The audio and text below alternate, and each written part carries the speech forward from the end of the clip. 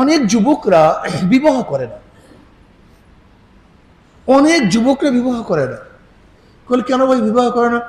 হুজুর এখন চাকরি বাকরি করতে পারি নাই, ব্যবসা বাণিজ্য শুরু করতে পারি নাই, কামাই রোজগার করতে পারি নাই, এর জন্য আমি তো বেয়াকুব। আস্থা তুমি একটা বেয়াকুব। যদি আল্লাহ পাক রব্বুল আলামিন তোমার স্ত্রীর ভরপুর রিজিকের ব্যবস্থা রাখেন, আল্লাহ পাক তোমার স্ত্রীর ভরপুর রিজিকের ব্যবস্থা রাখেন, বেয়াকুব তার উসিলে তুমিও তো খাইতে পারবা,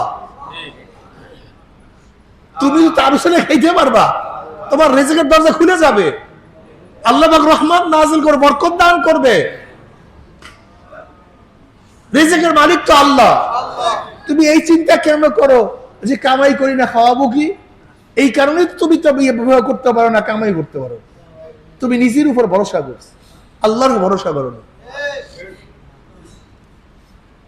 ভাই আমি তাজরিবা করি, আমি এগুলি নিয়ে গবেষণা করি। আমি দেখছি যে অনেক মানুষ বিবাহ করার পরে আল্লাহ পাক তার রিজিকের দরজা পরিপূর্ণ খুলে দিয়েছে।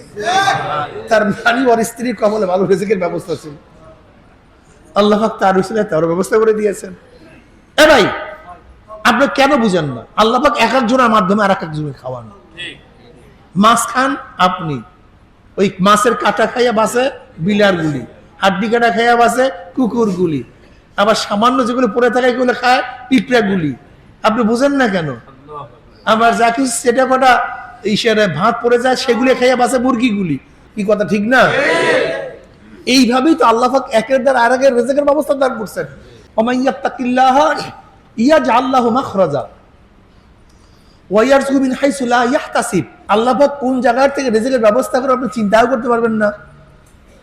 তবে মনে রাখবেন, যার যেরকম ত্যাগ আল্লাহ পাক তার সাথে সেইভাবেই ব্যবহার করেন।